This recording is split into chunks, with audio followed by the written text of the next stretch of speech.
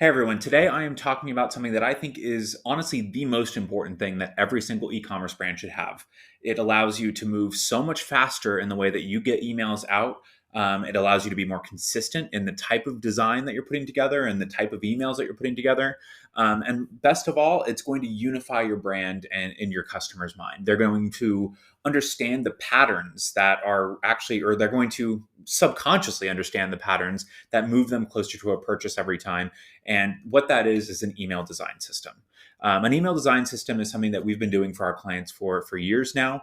It is a full library of components that allows you to mix and match and design out emails and really quickly that are up to snuff, that are ready to be put in front of like a creative director or your CMO or someone like that, and is going to be approved by them. You're not going to be going through this endless kind of circle of revisions and things like that because you have established brand guidelines, established ideas around how you want your brand to be presented, and you're able to get that out quickly. And honestly, I think this is the biggest hack, or however you want to put it. This is the biggest unlock in being able to really take your brand to the next level in the type of design that you do. Today we're going to be using Ole Henriksen as an example of how an entire campaign calendar can be built just using a half dozen or so blocks. So let's take six components, and how do we get those to be tons of different emails and stuff that is reusable, but doesn't feel stale, but still is going to be generating the results that you need. Because truly, we have to remember that as far as email goes, we're not here to make an art piece, although some emails that come out are pieces of art. They're incredible and beautiful and amazing. But the goal at the end of the day is conversion, right? It's to get people to do the action that we want them to take from the email, like the reason we're sending the email, right? We want them to click. We want them to make a purchase. We want them to read something. We want them to engage with the brand. We want them to come back and look at their cart. Whatever that action is, we want to lead them to getting them to do that. So as long as it's doing its job, that means we're winning with email. The design should come second, and the workflow and the actual goal of the email should come first. And that's something that I really respect about Ole Henriksen's emails. It's kind of hard to say quickly. But let's jump in, take a look at these emails and what I think they're doing really well.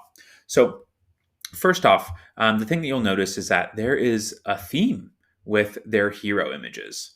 So as we just kind of cycle through here, I pulled, by the way, this is a huge swipe file that you'll be able to download, and you might even have in front of you already. But these are just some selects that I pulled to show you the different blocks that they're using here. But as I scroll through, what you'll notice is that until now, we have not seen a single variation in the typeface or the structures of their headers. So the header text. So you see every single time there's some sort of primary header and a secondary header, and then there's sometimes a CTA and sometimes like a subheader or subtext on the top. But all of it is similarly spaced. There's a unification in the weight that they're using every time. There's a unification in the in how they kind of position it together. It's all center aligned, and then but they still have enough room that it doesn't feel exactly the same every time, because you could have a subheader and a highlighted subheader and an H2 type thing down here. You could have just the subheader. You could have just the highlighted subheader. You can have a CTA or you can not have a CTA. But the reality is that this is not something that their designer spent a lot of time coming up with. This is something that already exists within their library to be pulled in as to reflect the type of information that they want to share in this process. Because that's the most important. We have information and an action that we want to share and that we want to get people to the next step. So how do we best communicate that with the components that we have? We're not starting from a blank page every time. We're coming and looking through the different components, looking through what we've used in the past, and figuring out what makes the most sense to actually communicate with the customer what I want them to think or feel or do. And so that's a really quick use of how to it's a quick example of really how an email design system is supposed to function. And so you'll see, like, throughout all of this, really the only work that's being done is the image. And even then, it's a very light, design process here. As you can see, they're probably changing a background color, dropping in a new image. You might end up with a little bit more, embellishment here with like the 30% off. But even this is exactly the same as the next time they do a 30% off. They just changed the opacity gradient from, from bottom to top to bottom. So there's really not much happening. They have a brick texture here. It really is super, super simple in the way that they are positioning all of their products. But this is coming as standard template blocks that their team is able to work with, to change, and to quickly on the fly get emails out. This is how, when you are stuck in that process of reacting to emails, to reacting to requests from a CMO or a director, or it's like, oh, we need this sale right now. This is how you're able to get that out in a half hour. Not that we want to make that the routine. This is how you kind of cope with those things, but really getting into a process of being able to put a calendar in place is obviously the ideal. But when you're kind of rushing and trying to get stuff out the door, this is how you make sure that it's ready to go and it gets approved immediately, because you have a set system and a set number of guidelines and templates that can then be remixed and reused to actually get it out the door. So that's what we're looking at with headers. There's a lot of ways to keep it simple, but still add in some variation, like this, alert bar that they have up here, which can also, if you want to go to the next level, this can also be a GIF, so you can actually have it moving like a ticker style.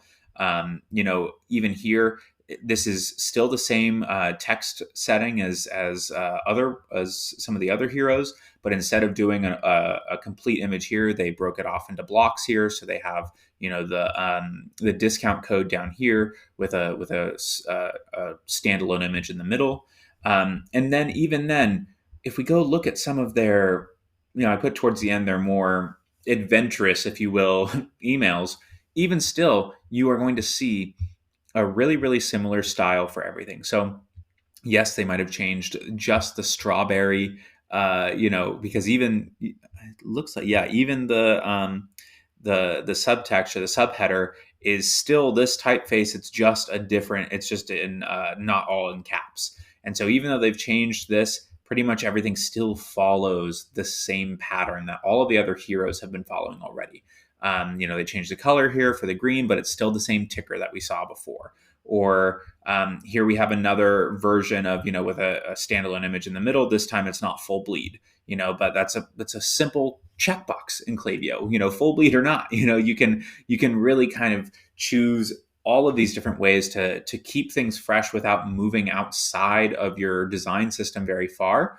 And having it be a little bit more flashy. So, it's the funny thing is, a lot of these emails come a little bit later in the year. So, maybe the team is even getting a little bit more comfortable with it and starting to add on to the library, because that's really what it comes down to, is that this becomes playing the hits, if you will. It becomes the really standard stuff that you can rely on as your foundational structure to your email designs. And then on the back end, when you have extra time, when you have a big sale coming up, you can start to create assets that are a little bit more tailored to that experience. So what I'm talking about with that is, like, let's go look at some of the more basic stuff. So what we have here is pretty much every time with these emails, they have an alternating product feature. So, we have product image on the left and then information on the right, altered, and then swapping that. And that goes all the way down, and that's pretty much the whole email. So that's the body of many of their basic emails. So the stuff that they're just sending out, this is the stuff that they're sending out and seeing results from on a regular basis. Let's send, 4 or 5 of these a month, because we know that this works. We get product in front of people. We're converting, the intent that is already there that campaigns are meant to capitalize on, right? And so these different, the way that these are alternating is going to, or the way that this is reused over and over again, is their essentially version of just being able to get out there and these are the crowd pleasers. Like, let's get it done. Let's get some sales in. And then, they're normally accompanied by, there's some sort of, more typically would be like a footer. I would call this like a category feature or a product feature.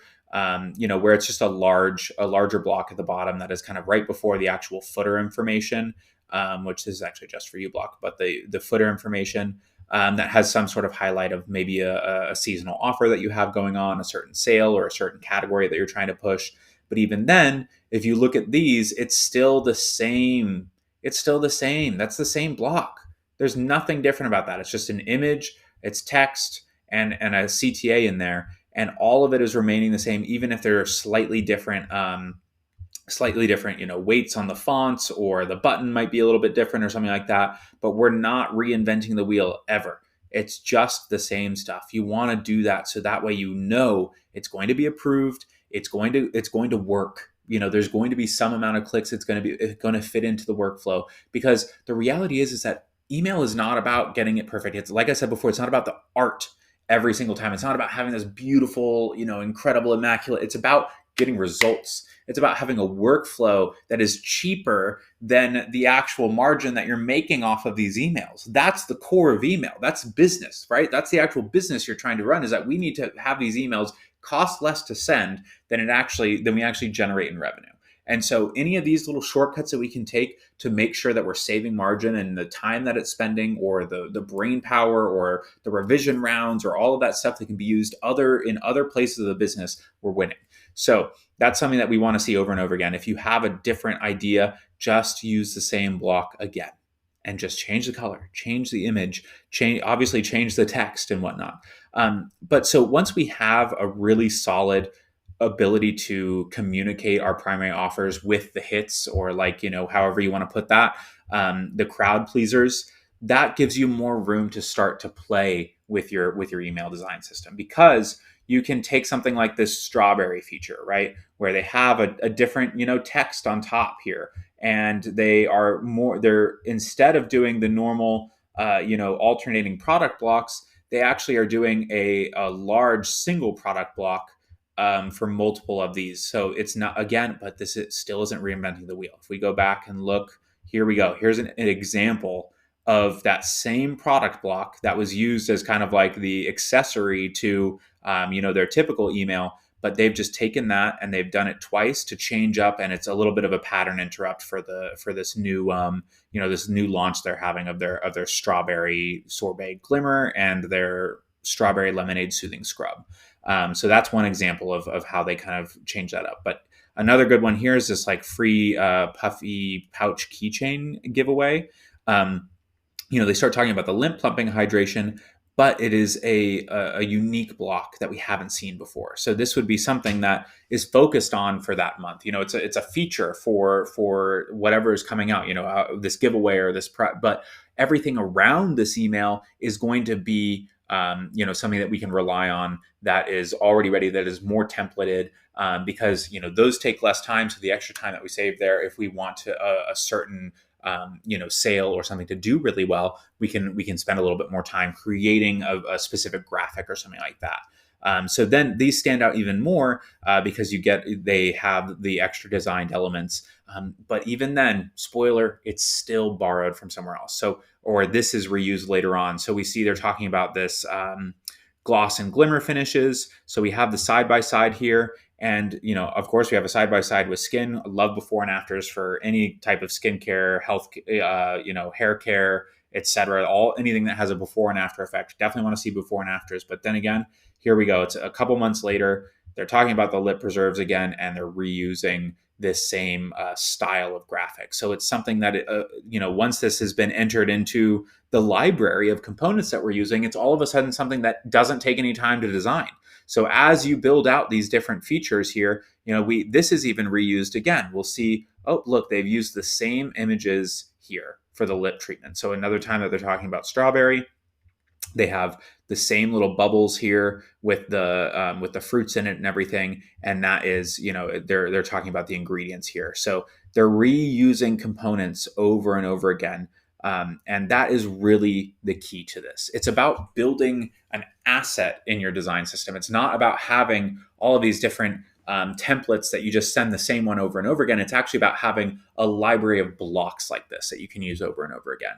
And once you get to the point of having these different things, you're going to realize that it's almost limitless, the type of variations and things that you can put together in a very quick amount of time, especially if you have a graphic designer on your team. But even if you don't, if you work with a team like Flow Candy, for instance, or you have a designer that you worked with in the past that puts together something like this, just a standalone email design system, it becomes something that you can then mix and match yourself even as a non-designer and make the small tweaks that you need to be able to have it fit what you need, with just a little bit of expertise on how to either use Figma if you want to get advanced about it, or even just in the Klaviyo editor if things are already built out in Klaviyo for you.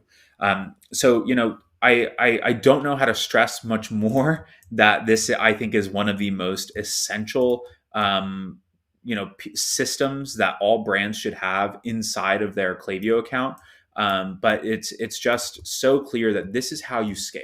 This is how you go from sending one email or two emails a week to sending 3 to 5, even more emails a week. And it's all because you're reducing the amount of time that it spends to actually go from idea to send ready emails. So I hope this was helpful. We have a ton of other breakdowns as well on our website if you want to learn more about any of these brands. And of course, you have the swipe file now that you've downloaded. So go ahead, take a look yourself, see if there are any ways that you can apply that to your brand if you don't already have an email design system. And if you need some help, feel free to reach out to me directly, either via LinkedIn or my email. It's brian@flowcandy.com. Happy to do whatever I can to help you out. But until next time, have a good one.